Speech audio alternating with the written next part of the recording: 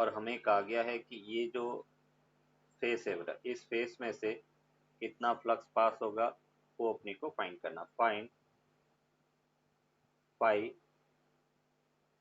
ये बेटा जो फेस है, शेडो वाला जो फेस है, उसमें से कितना फ्लक्स पास होगा वो अपने को फाइंड करना। अभी देखो इसको किस टाइप से बेटा अपन देखेंगे। तो जैसे अपन कह रहे हैं कि एक जो फेस है उस फेस का अगर अपन फ्लक्स फाइंड करें, इसको समझने से पहले ये बेटा मैं कह रहा हूँ कि एक स्क्वायर है। जैसे ये अपन कह रहे हैं कि एक स्क्वायर है, इस स्क्वायर के कॉर्नर पर एक चार्ज क्यू रखा है और अपने को पूछा गया है कि इस स्क्वायर में से कितना फ्लक्स पास होगा बेटा। फाइव टू बेटा स्क्वायर, इस स्क्वायर में से कितना फ्लक्स पास होगा वो अपने को फाइंड करना। पहले अपन इसको देखेंगे। तो देखो अपन कह रहे हैं कि इस स्क्वायर में से जो फ्लक्स है वो कितना होगा बेटा, जीरो होगा। स्क्वायर में से पास होने वाला फ्लक्स जीरो होगा। जीरो क्यों होगा? क्योंकि अपन कह रहे हैं कि जो फील्ड लाइन है बेटा इस स्क्वायर के अंदर से पास नहीं हो रही है ना, उसके पैरेलल है। मतलब हम ये कह सकते हैं कि जो इस चार्ज से आने वाली फील्ड लाइन ऐसे बेटा इस फेस के परपेंडिकुलर है, एरिया वेक्टर के परपेंडिकुलर है। क्या इसके अंदर से बेटा पास हो रही है? क्या स्क्वायर के अंदर से जा रही है? क्या नहीं जा रही है। तो अपन कहेंगे जब फील्ड लाइंस एरिया में से पास हो रही नहीं है, वो एरिया वेक्टर के परपेंडिकुलर है, और परपेंडिकुलर है तो बेटा अपन क्या कहेंगे, देखो यहाँ पे जब अपन फ्लक्स फाइंड करेंगे तो फाई थ्रू बेटा स्क्वायर अगर अपन देखें तो फ्लक्स होगा ई, ये बेटा अपन करेंगे ए कॉस थीटा। फ्लक्स क्या होगा? ई ए कॉस थीटा। और यहाँ पे थीटा की वैल्यू बेटा 90 डिग्री है। ई ए कॉस 90, तो कॉस 90 की वैल्यू क्या हो गया? जीरो हो गया। इसका मतलब अपन कह रहे हैं कि इससे पास होने वाला फ्लक्स क्या होगा? जीरो होगा। अभी अपने को पूछा गया कि अगर मैं इस क्यूब के कॉर्नर पर चार्ज रखता हूं तो इस शेडो वाले जो अपन कह रहे कि फेस है उसमें से कितना फ्लक्स पास होगा वो अपने को फाइंड करना। तो देखो अभी अपन कह रहे कि जो टोटल चार्ज क्यू है उस क्यू में से इस क्यूब से पास होने वाला फ्लक्स कितना होगा। तो हमने कहा था Q upon eight epsilon naught का। टोटल इस क्यूब से पास होने वाला flux Q upon eight epsilon naught है। और ये Q upon eight epsilon naught जो फ्लक्स है वो अपन कह रहे इन तीन फेस, एक फेस तो ये हो गया, दूसरा फेस बेटा ये हो गया, दूसरा इस फेस में से पास होगा,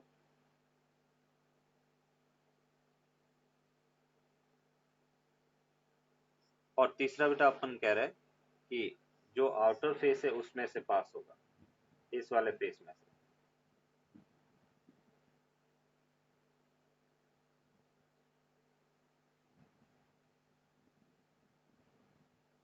तो अभी अपन कह रहे हैं कि जो इस क्यूब है, इस क्यूब के तीन फेसेस में से बेटा अपन कह रहे कि फ्लक्स पास हो रहा है।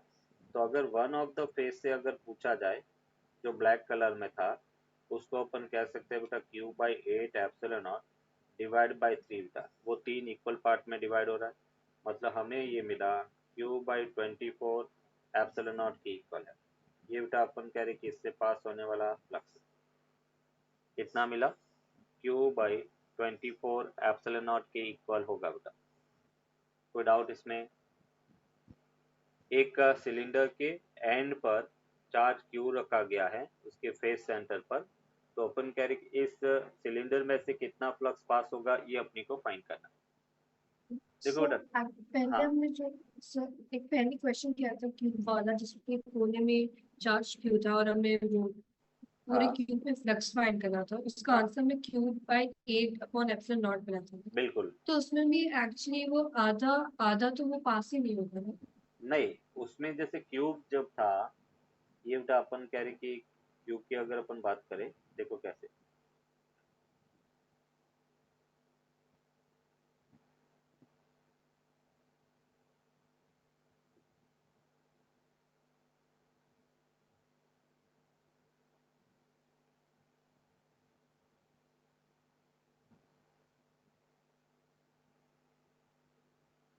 ये जैसे बेटा अपन कह रहे कि एक चार्ज क्यू अपने रखा है, तो अभी अपन कह रहे कि इस कॉर्नर को कवर करने के लिए टोटल बेटा 8 क्यूब की रिक्वायरमेंट होगी।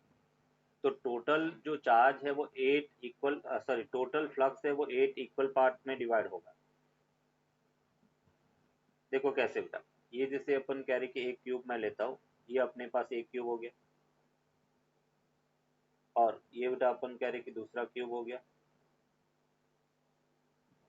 ये अपने पास तीसरा क्यूब हो गया, और ये बेटा अपन कह रहे कि एक फोर्थ क्यूब हो गया। तो अभी बेटा अपन कह रहे कि हमने इस क्यूब के कॉर्नर पे रखा था, और 4 क्यूब तो बेटा नीचे हो गया, और 4 इसके ऊपर क्यूब रख सकते हैं अपन। तो जब 4 क्यूब ऊपर रखा, 4 क्यूब नीचे रखेंगे, तो टोटल इस चार्ज को कवर कितने क्यूब कर रहे हैं बेटा? 8 क्यूब कर रहे हैं।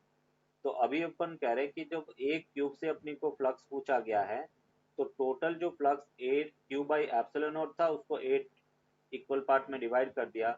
तो अपन कह रहे कि एक क्यूब से पास होने वाला flux Q about 8 epsilon naught के इक्वल। ये इसका answer. Field lines passing through the surface closed area. तो अभी अपन कह रहे कि जब इसके फेस सेंटर पर अपने क्यू चार्ज रखा है, तो आधा फ्लक्स सिलेंडर से पास होगा, आधा बाहर होगा। तो टोटल जो फ्लक्स है वो क्यू बाई एफ नॉट है, उसको 2 इक्वल पार्ट में डिवाइड कर दिया। तो आधा इसमें से पास हो रहा है, आधा बाहर जा रहा है बेटा। सर मतलब बेसिकली जब भी ऐसा क्वेश्चन आया कोई भी शेप शेप के साथ, तो हमें हाँ इमेजिन करना है कि कितने उस वही शेप से कितने शेप हाँ, चाहिए होंगे जिससे वो पूरा पूरा कवर हो कवर जाए हो फील्ड जाए। लाइंस। बिल्कुल बेटा, बिल्कुल एकदम सही सोचा।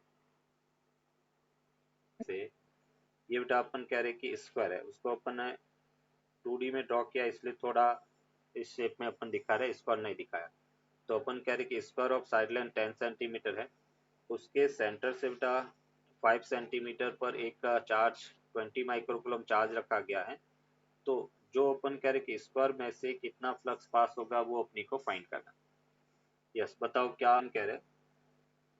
इसको हम इस टाइप से बेटा एक क्यूब से रिलेट कर सकते हैं, ये एनसीईआरटी का ही क्वेश्चन है।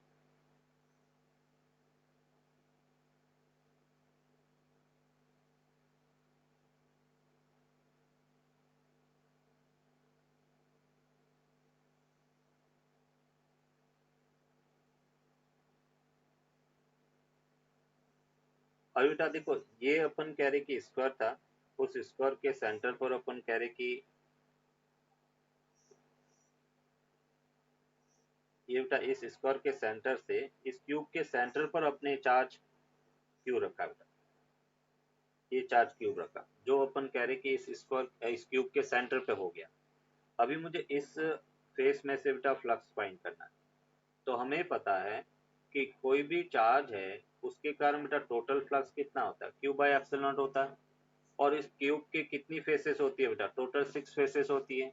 तो 6 में इक्वली डिवाइड कर दिया। तो अपन कह रहे कि इस गिवन स्क्वायर में से पास होने वाला flux Q by 6 epsilon naught होगा। अभी वैल्यू रख लेते हैं अपन। तो ये बेटा अपन कह रहे कि 5 चार्ज कितना है 20 इंटू बेटा 10⁻⁻6, ये अपने पास 6 हो गया। एप्सिलॉन नॉट की वैल्यू 8.85 इंटू 10⁻⁻12 हो गया। तो हम इसको लिख सकते हैं, ये बेटा अपन करें कि 20 इंटू 10⁻6 हो गया, डिवाइड बाई 6 इंटू 8.85, और उसको अपन लिख सकते हैं newton into metre square upon coulomb. ये अपन कह रहे कि टोटल फ्लक्स पास होगा इस गिवन स्क्वायर से। इसको बेटा अपन एक क्यूब से रिलेट कर सकते हैं कि इस पॉइंट को, ये जो चार्ज क्यू है, उस क्यू को कवर करने के लिए टोटल 6 फेसेस की रिक्वायरमेंट होगी। और 6 फेसेस है, तो अपन ये कह सकते हैं कि इसका जो एक फेसेस से जो फ्लक्स है वो क्यू बाई 6 एप्सिलॉन नॉट होगा। क्लियर है? क्वेश्चन हमें कह रहा है बेटा कि electric field alpha root x है, अल्फा की वैल्यू 200 न्यूटन पर coulomb into metre to power 1/2 है। Side length of the cube बेटा 10 सेंटीमीटर है। अपने को कहा गया total flux passing through the cube and net enclose the charge in cube था। ये अपने को क्वेश्चन पूछा गया। द स्क्वायर क्यूब है वो 10 सेंटीमीटर है। वाई डायरेक्शन और जेड डायरेक्शन में इलेक्ट्रिक फील्ड 0 है। Find flux passing through the cube and net enclose the charge in cube था। ये अपने को फाइंड करना। इक्वल ये फ्लक्स बेटा φ2। अभी अपन करें E2। E2 बेटा कितना होगा? Alpha into root two a, area कितना बेटा ए स्क्वायर, कॉस जीरो की वैल्यू 1, तो ये अपन लिख सकते हैं alpha root two a to the power 5/2 के इक्वल होगा। अभी बेटा अपन कहेंगे कि मुझे नेट फ्लक्स फाइंड करना, फाई नेट, तो फाई नेट को अपन लिख सकते हैं, फाई टू बेटा पॉजिटिव है और फाई वन नेगेटिव है, तो phi two minus phi one हो गया। फाई टू को बेटा आपने लिखा root two alpha a to the power 5/2 minus alpha a to the power 5/2, तो इसको बेटा अपन लिख सकते हैं alpha a to the power 5/2 root two minus 1 के इक्वल हो। ए बेटा कितना है, ए 0.1 के इक्वल है, तो हम इसको लिख सकते हैं कि अल्फा ए को बेटा आपने लिखा 0.1 मतलब 1/10 और उसकी होल पावर 5/2, और ये बेटा अपने को मिला 0.414 बेटा रूट टू माइनस 1 हो गया। अल्फा की वैल्यू 200 है, तो ये बेटा अपन कह रहे कि 200, और ये बेटा 1/10 होल पावर 5/2 और इसको अपने लिखा 0.414।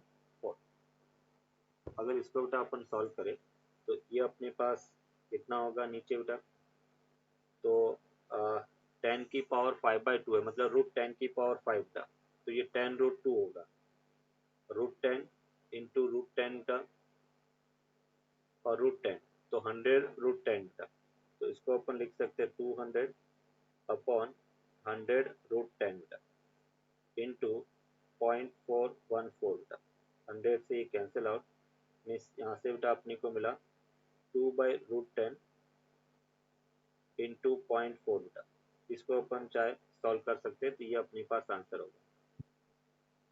ये बेटा अपन कह रहे कि इसका आंसर ये रूट 10 है, तो 2/√10, और फाइनल देखो नेक्स्ट पेज पे इसको देखे बेटा, तो अपने पास फाई नेट है वो हमें मिला 2 अपॉन √10, √10 को बेटा अपन लिख सकते हैं 3.14 इंटू 0.4 बेटा, और ये अपने पास 4 2 8 मतलब 0.8 अपॉन 3.14 के इक्वल होगा, तो ये अपने पास आंसर है, और इसको अपन कहेंगे newton metre square upon coulomb के इक्वल होगा। ये बेटा फ्लक्स है। नेक्स्ट अपने को पूछा गया है कि टोटल एनक्लोज चार्ज कितना होगा बेटा, तो एनक्लोज चार्ज को अपन क्या लिख सकते हैं, फाई इक्वल्स टू, हाँ बोलो बेटा। जा सकते हैं। यस,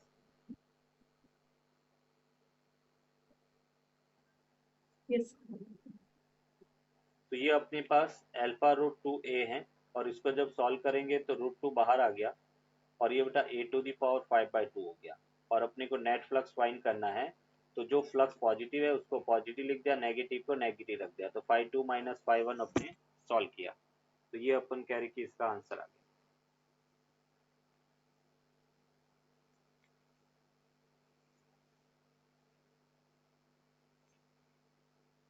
क्लियर बेटा। अभी देखो अपने को यस, नेट चार्ज फाइंड करना है, तो नेट चार्ज कैसे फाइंड करेंगे, हम कहेंगे फाई इक्वल्स टू क्या होता है, फाई होता है net charge upon epsilon naught के इक्वल होगा, और उसको अपन लिख सकते हैं Q net equals to pi into epsilon naught, ये अपन कह रहे नेट चार्ज है।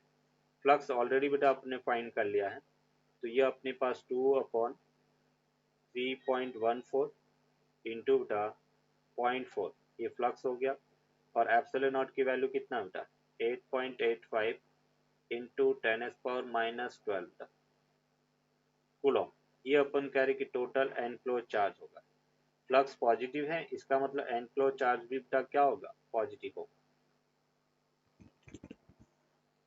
अपन कह रहे कि ये बेटा वाई एक्सिस है, ये एक्स एक्सिस है, इस डायरेक्शन में फील्ड बेटा इधर है, इस डायरेक्शन में फील्ड इधर है। अभी जो अपन कह रहे कि एरिया ऑफ द फेस है बेटा, जो ये वाला एरिया है एक फेस का, सेम बेटा अपन कह रहे कि ये, और वो अपन कह रहे कि 5 मीटर स्क्वायर के इक्वल है। एरिया बेटा कितना 5 मीटर स्क्वायर, और अपनी को पूछा गया फाइंड फर्स्ट बेटा, ये जैसे अपन कह रहे कि find the total flux total flux passing through, find the total flux passing through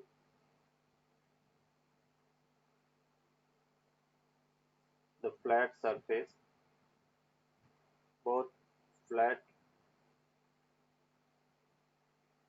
surface of the cylinder. Second बेटा अपने को कहा गया है कि find the flux passing through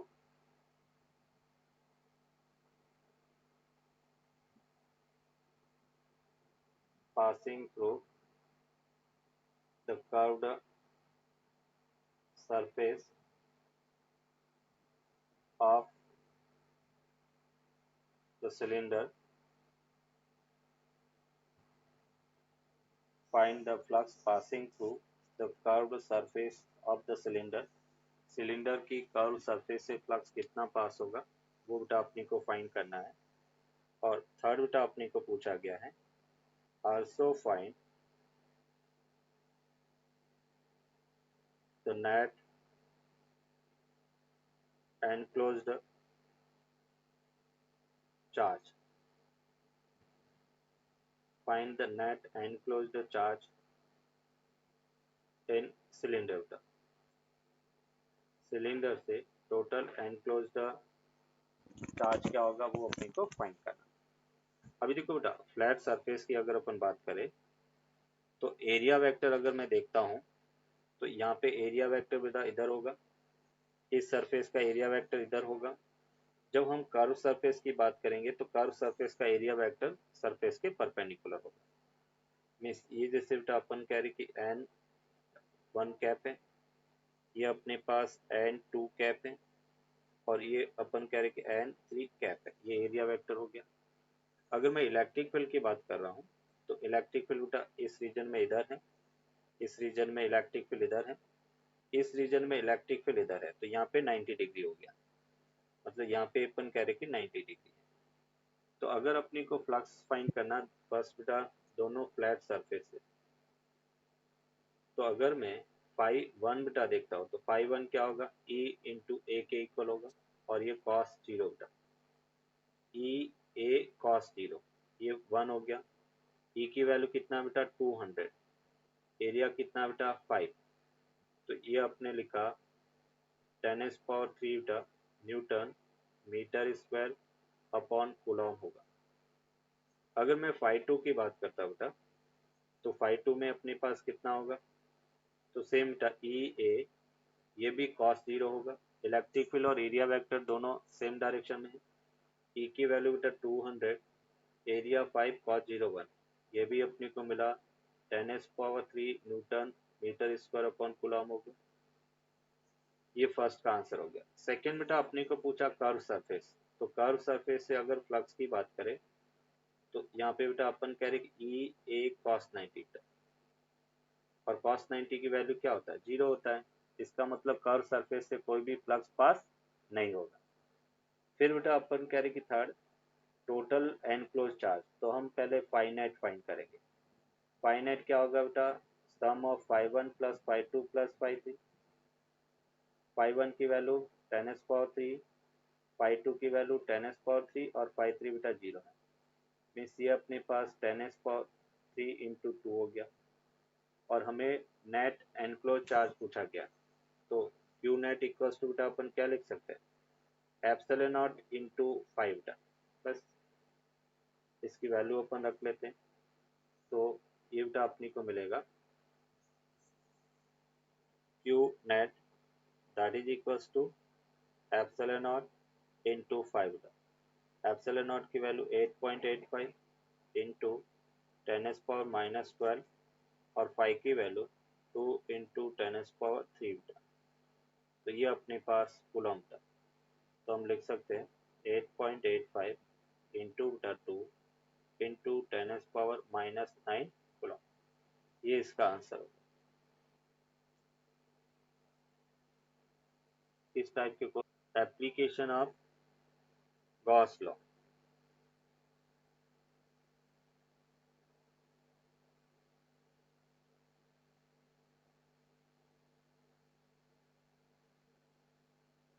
application of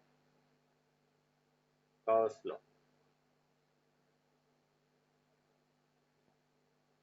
कोई भी इन चार एप्लीकेशन में बेटा एक एप्लीकेशन मोस्टली अपने को पूछा जाता है, तो चारों का डेरिवेशन अपने को याद रखना है।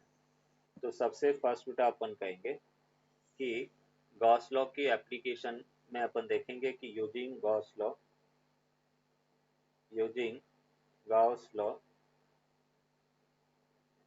we can find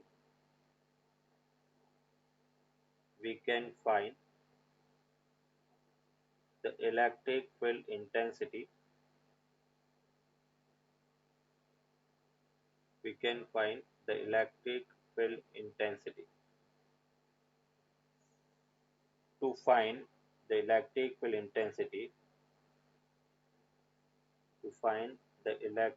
field intensity,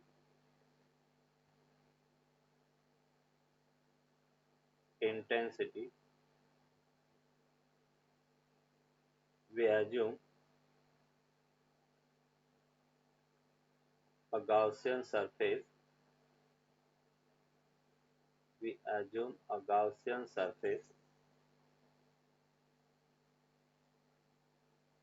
Which has the following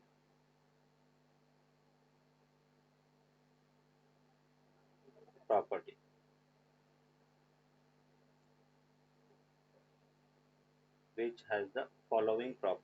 first properties कैसी होनी चाहिए बेटा? फर्स्ट प्रॉपर्टी हमें ये कहता है कि Gaussian surface must B symmetric. Gaussian surface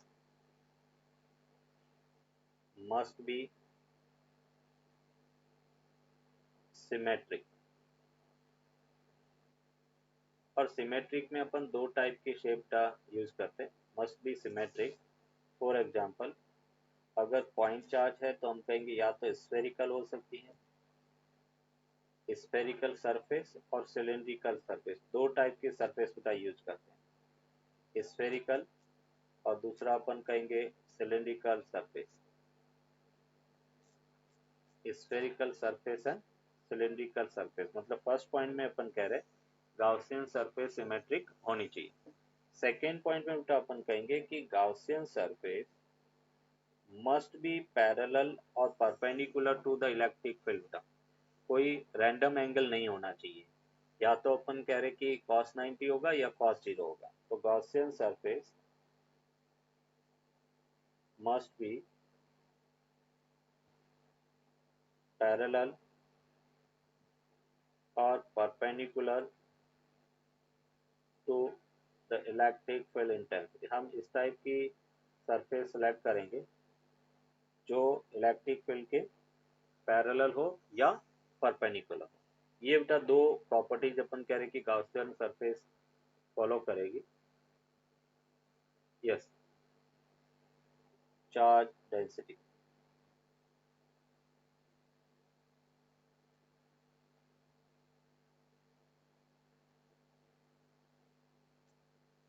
Electric field intensity due to an infinite linear charge density. Infinite linear charge density की अपन इलेक्ट्रिक फील्ड इंटेंसिटी फाइंड करेंगे। कैसे बेटा? ये जैसे अपन कह रहे कि एक इनफाइनाइट लीनियर चार्ज डेंसिटी है, ये बेटा इसका चार्ज पॉजिटिव है और लैम्डा कूलम्ब पर मीटर है। लैम्डा कूलम्ब पर मीटर, ये अपन कह रहे कि लीनियर चार्ज डेंसिटी है। सबसे पहले बेटा अपन क्या करेंगे कि इससे r डिस्टेंस पर अपन कह रहे इस p पॉइंट पर फील्ड फाइंड करना है। तो गॉसियन या गॉस लॉ किसी भी पॉइंट पर इलेक्ट्रिक फील्ड की डायरेक्शन को नहीं बताता है। तो पहले बेटा अपन क्या करेंगे, इस p पॉइंट पर फील्ड की डायरेक्शन फाइंड करेंगे। तो यहाँ पे अपन लिखेंगे कि first we find the direction of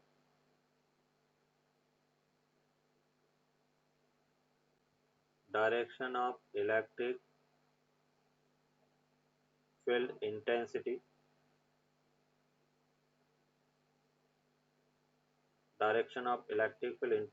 at the given point P बेटा, और अपन कहेंगे कि to find the fill intensity, to find the direction,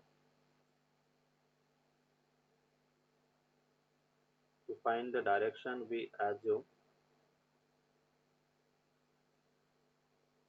two elements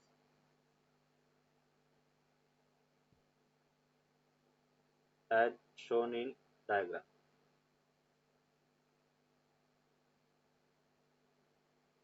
तो यहाँ पे बेटा अपन कह रहे हैं कि जैसे हमने कहा ये जो पॉइंट है यहाँ से बेटा एक एलिमेंट अपने लिया, एक एलिमेंट इधर लिया, सिमेट्रिक एलिमेंट लिया। ये बेटा अपन कह रहे कि एक एलिमेंट है और दूसरा एलिमेंट ये है। इस दोनों एलिमेंट के कारण, जैसे ये फर्स्ट एलिमेंट है, फर्स्ट एलिमेंट के कारण फील्ड इंटेंसिटी इधर होगा, इस सेकेंड एलिमेंट के कारण बेटा फील्ड इंटेंसिटी इधर होगा, और ये जैसे एंगल बेटा थीटा है तो बाय ज्योमेट्री ये भी थीटा होगा, ये भी एंगल थीटा और ये भी एंगल थीटा के इक्वल होगा। ये बेटा आपने कहा कि फील्ड इंटेंसिटी DE1 है, यहाँ पे अपन कहेंगे DE2 है। इस DE1 और DE2 को अगर रिजॉल्व करें तो बेटा ये कंपोनेंट क्या होगा, DE2 साइन थीटा होगा, ये कंपोनेंट क्या होगा, DE2 cos थीटा, थीटा वाला कंपोनेंट cos थीटा होता है, ये DE1 साइन थीटा होगा, और ये बेटा अपन कह रहे कि DE1 cos थीटा होगा। इसमें ये कह सकता हूँ कि अगर इलेक्ट्रिक फील्ड इंटेंसिटी, ये जैसे बेटा अपन कह रहे कि P पॉइंट है, तो अभी इस डायग्राम से बेटा अपने को क्या पता चल रहा है, वाई डायरेक्शन में जो फील्ड इंटेंसिटी है बेटा इक्वल एंड ऑपोजिट है। नेट फील्ड इंटेंसिटी कहाँ पे होगा बेटा, away from the charge density, मतलब परपेंडिकुलर होगा। तो हम ये कह सकते हैं net field intensity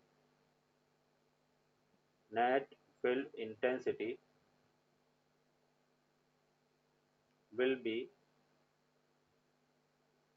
perpendicular to the charge density, charge density के बेटा परपेंडिकुलर होगा। अभी अपन कहेंगे कि ये तो बेटा सिंपल फील्ड इंटेंसिटी की डायरेक्शन फाइंड करने के लिए हमने किया, अभी फील्ड की वैल्यू फाइंड करना, तो उसके लिए क्या करेंगे, तो नेक्स्ट हम लिखेंगे बेटा, जैसे बेटा मैंने ये थ्योरेटिकल लिखा है ऐसा पूरा डिस्क्राइब करके आपको लिखना है स्कूल के एग्जाम में, बोर्ड में जब पूछा जाएगा तो ये पूरा ऐसे डिस्क्राइब करके अपने को लिखना है। तो अभी अपन कह रहे कि हाँ बोलो बेटा, अभी अपन कह रहे कि to find the electric field intensity,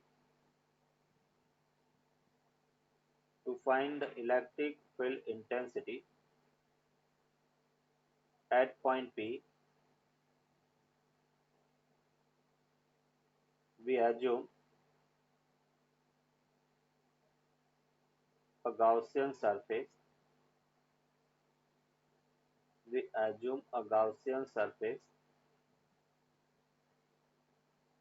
passing through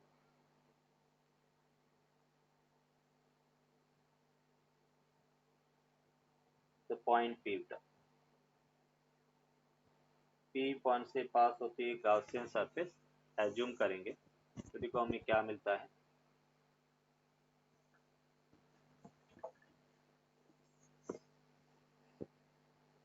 ये जैसे बेटा इनफाइनाइट लीनियर चार्ज डेंसिटी है,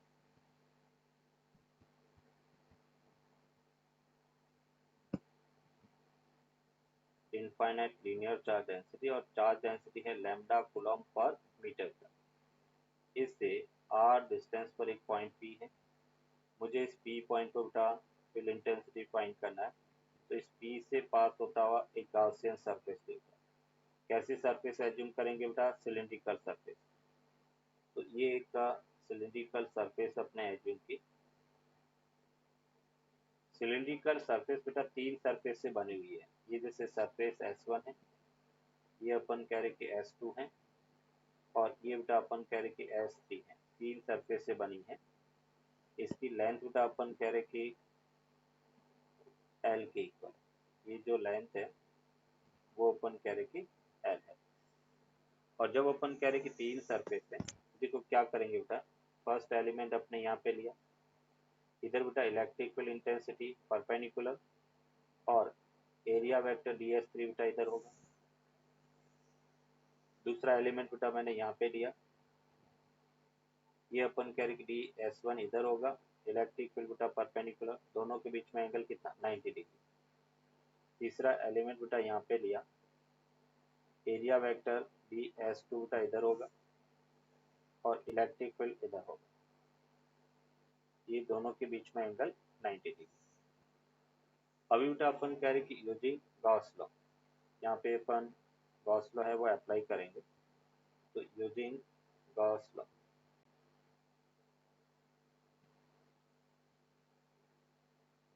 और गॉस लॉ क्या कहता है बेटा, close integral E dot ds equals to enclose charge upon epsilon naught के इक्वल होगा। अभी तो अपन कह रहे कि यहाँ पर तीन एरिया, तो इसको अपन लिख सकते हैं E dot ds1 plus close integral E dot ds2 plus close integral E dot ds3 equals to enclose charge lambda into L upon epsilon naught हो गया।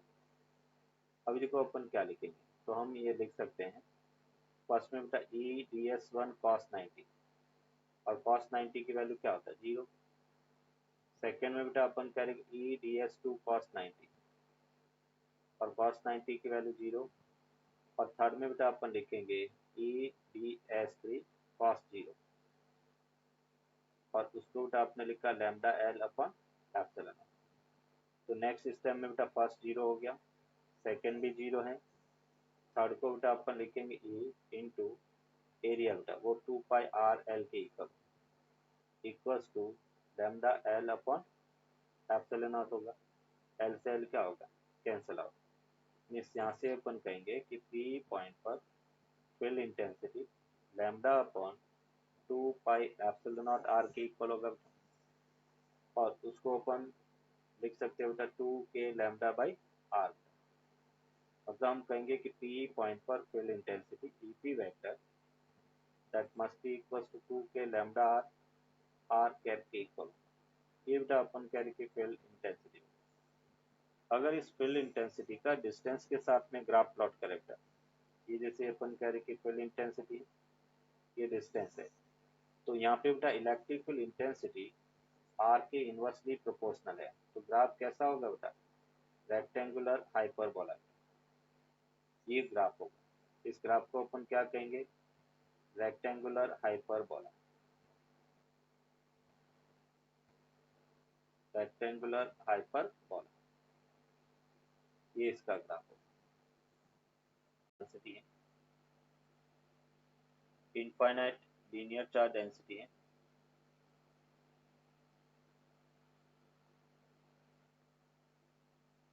लैम्डा कूलॉम पर metre.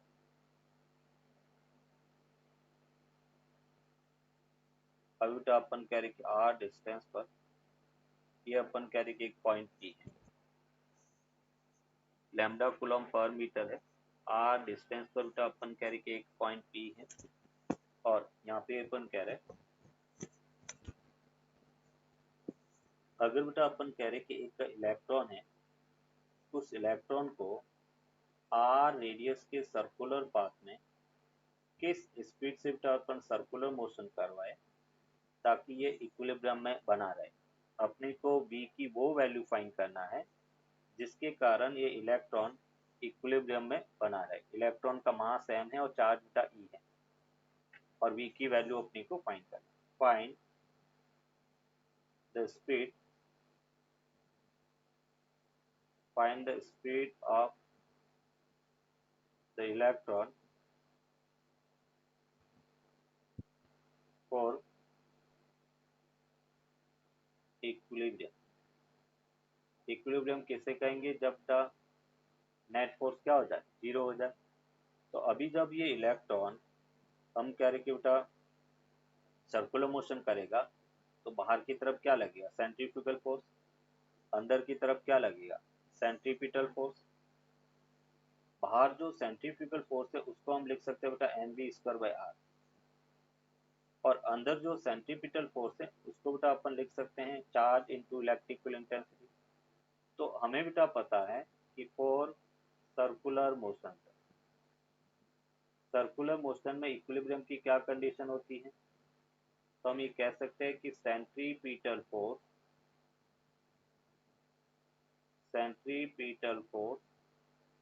that must be equals to centrifugal force that must be equals to centrifugal force। Centripetal force मतलब centre की तरफ लगने वाला force, उसको हम लिख सकते हैं charge of the electron into electric field intensity, और सेंट्रीफ्यूगल फोर्स होता है mv²/r। इलेक्ट्रिक फील्ड इंटेंसिटी अभी हमने डिराइव किया है 2k λ/r equals to mv²/r के इक्वल होगा, और यहाँ से बेटा r से r क्या हो गया, कैंसिल आउट हो गया। हमें v फाइंड करना है, तो मैं ये लिख सकता हूँ v² equals to 2k λ/m के इक्वल होगा, और इस v की वैल्यू को अगर अपन देखें तो v होगा बेटा √2k λ/m। ये अपन कह रहे कि स्पीड होगा, इस स्पीड से ये बेटा इलेक्ट्रॉन सर्कुलर मोशन करेगा तो वो इक्विलिब्रियम में रहेगा, मतलब उस पर लगने वाला नेट फोर्स 0 होगा। के कारण फील्ड इंटेंसिटी अपनी को फाइंड करना। अभी देखो किस टाइप से अपन फाइंड करेंगे, तो ये जैसे बेटा अपन कह रहे कि एक इनफाइनाइट शीट है, ये अपन कह रहे कि एक इनफाइनाइट शीट है,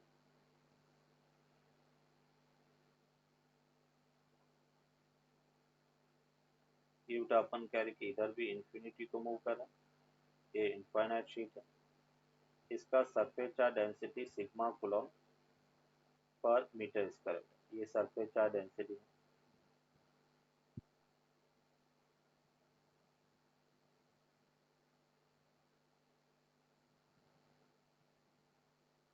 ये अपन कह रहे कि सिग्मा कूलम्ब पर मीटर स्क्वायर का ये सरफेस चार्ज डेंसिटी है। अभी बेटा अपन कह रहे हैं कि इससे r डिस्टेंस पर, सेंटर से बेटा r डिस्टेंस पर एक पॉइंट P है, और उस P पॉइंट पर अपन कह रहे कि फील्ड इंटेंसिटी फाइंड कर। तो सबसे पहला काम क्या होगा, इस P पॉइंट पर फील्ड की डायरेक्शन बताएंगे। तो डायरेक्शन बताने के लिए बेटा हमने क्या किया, एक एलिमेंट यहाँ पे लिया और सिमेट्रिसिटी में एक दूसरा एलिमेंट अपोजिट डायरेक्शन में लिया। अभी बेटा अपन कह रहे हैं कि जो ये वाला एलिमेंट है उसके कारण फील्ड इंटेंसिटी बेटा इधर होगा, इस एलिमेंट के कारण फील्ड इंटेंसिटी इधर होगा। दोनों बेटा आइडेंटिकल एलिमेंट है, मतलब दोनों का मैग्नीट्यूड सेम होगा। ये dE1 है, ये बेटा dE2 है। इसको अगर रिजॉल्व करें, ये बेटा y एक्सिस है, ये अपन कह रहे कि x एक्सिस है, ये एंगल थीटा है, तो बाय ज्योमेट्री ये भी थीटा होगा, ये थीटा और ये भी एंगल थीटा होगा। dE1 का ये कंपोनेंट था dE1 cos थीटा होगा, ये dE1 sin थीटा है। यहाँ पे dE2 है, dE2 का ये कंपोनेंट dE2 sin थीटा है, और यहाँ पे बेटा अपन कह रहे कि dE2 cos थीटा। अभी बेटा अपन कहेंगे कि फील्ड की डायरेक्शन हम कहेंगे कि परपेंडिकुलर होगी, तो हम ये कह सकते हैं the direction of electric field intensity, the direction of electric field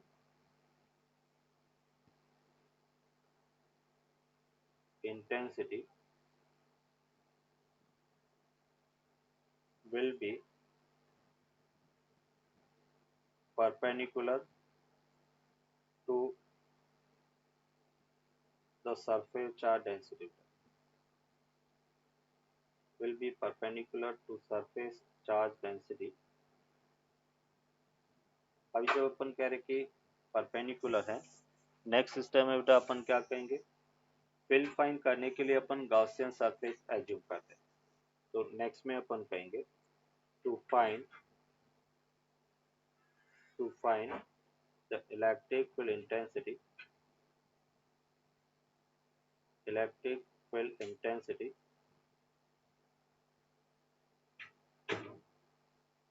we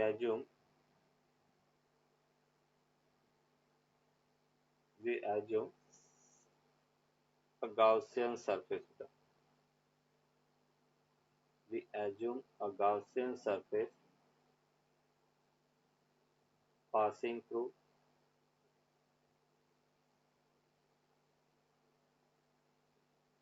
the Gaussian surface passing through the given point. जिस पॉइंट पर बेटा अपन कह रहे कि फील्ड फाइंड करना, उस पॉइंट से पास होता हुआ एक गाउसियन सरफेस एज्यूम करेंगे. देखो बेटा कैसे, ये जैसे अपन कह रहे हैं इनफाइनाइट थिन शीट है बेटा,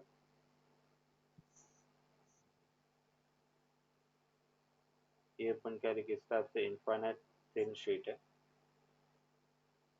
इधर भी बेटा इनफाइनाइट है. इसकी सरफेस का डेंसिटी सिग्मा कूलम पर मीटर स्क्वायर है, और मुझे बेटा फील्ड इंटेंसिटी फाइंड करना है, तो हम गाउसियन सरफेस एज्यूम करेंगे. हमने कहा गाउसियन सरफेस मोस्टली दो टाइप की होती है, एक स्फेरिकल और दूसरा सिलिंड्रिकल. तो इसमें बेटा अपन सिलिंड्रिकल सरफेस लेंगे. ये जैसे आर डिस्टेंस पर बेटा एक पॉइंट है,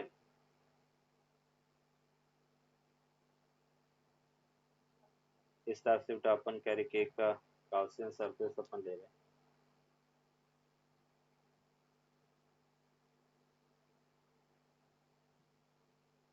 ये एक सिलिंड्रिकल सरफेस है जो अपन कह रहे कि सरफेस से आर पार हो गया बेटा. अभी अपन कह रहे कि ये एक सरफेस बेटा S1 हो गया, ये दूसरी सरफेस S2 है, और एक सरफेस बेटा कर्व सरफेस जो S3 है. अभी हमें पता बेटा इलेक्ट्रिक फील्ड इंटेंसिटी क्या है, परपेंडिकुलर है, तो मैंने एक एलिमेंट यहाँ पे लिया था. इलेक्ट्रिक फील्ड भी इधर एरिया एलिमेंट सरफेस के परपेंडिकुलर ds1 हो गया. दूसरा बेटा अपन कह रहे हैं ये अपने पास ds3 एरिया एलिमेंट सरफेस के परपेंडिकुलर, इलेक्ट्रिक फील्ड बेटा दोनों एक दूसरे के परपेंडिकुलर. यहाँ पे बेटा अपन कह रहे कि ds2 है, और इलेक्ट्रिक फील्ड अवे होता है तो इलेक्ट्रिक फील्ड की डायरेक्शन सेम होगी. ई और ds2 दोनों सेम है. अभी बेटा अपन यहाँ पे गॉस लॉ अप्लाई करते हैं. तो देखो नेक्स्ट पेज पे अपन देखेंगे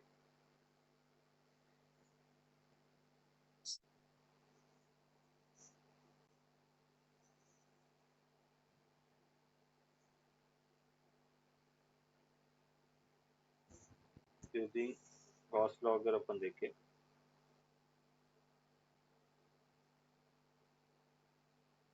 using Gauss law,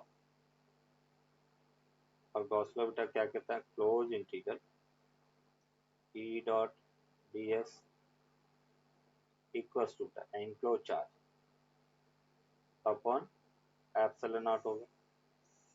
next step में बेटा अपन लिख सकते हैं close integral E dot D S one first surface plus close integral E dot D S two plus close integral E dot D S three equals to enclose charge sigma S upon epsilon naught होगा. Area बेटा अपन कह रहे कि S अपन ले रहे हैं, तो sigma into S वो टोटल चार्ज हो गया upon epsilon not. Next system बेटा अपन इसको लिखेंगे ई, ये अपने पास ds1 एंगल 0 डिग्री है तो cos 0 हो गया. फिर बेटा अपन कह रहे क्लोज इंटीग्रल ई ds2, ये भी cos 0 हो गया. और थर्ड अपने पास 90 डिग्री है तो ई ds3 cos 90, और उसको अपने लिखा sigma S upon epsilon. Means ये बेटा अपने को मिला ई इंटू एस हो गया, सेकेंड ई इंटू एस हो गया, थर्ड cos 90 0, और उसको sigma S upon epsilon not. Means ये बेटा अपन करें 2es sigma S upon epsilon naught होगा. एस से एस क्या हो गया, कैंसिल आउट. तो हम कहेंगे पी पॉइंट पर field intensity sigma upon 2 epsilon naught के इक्वल। ये बेटा अपन कह रहे कि फील्ड इंटेंसिटी होगा। अगर हम इसका वेक्टर फॉर्म देखें बेटा, E P vector that will be equals to sigma upon 2 epsilon not an cap के इक्वल होगा। मतलब इनफाइनाइट शीट के कारण उसकी नियर पॉइंट पर फील्ड इंटेंसिटी हमेशा बेटा कांस्टेंट रहेगी, मतलब सिग्मा अपॉन 2 एप्सिलॉन नॉट होगा, डिस्टेंस पर डिपेंड नहीं करती है बेटा। तो अगर अपन इस फील्ड इंटेंसिटी का डिस्टेंस के साथ में ग्राफ प्लॉट करें बेटा, ये जैसे अपन कह रहे कि फील्ड इंटेंसिटी है, ये बेटा डिस्टेंस आर है, तो इसका ग्राफ इस टाइप से स्ट्रेट लाइन होगा, सिग्मा अपॉन 2 एप्सिलॉन नॉट होगा। ये बेटा अपन कह रहे कि फील्ड इंटेंसिटी का डिस्टेंस के साथ में ग्राफ है।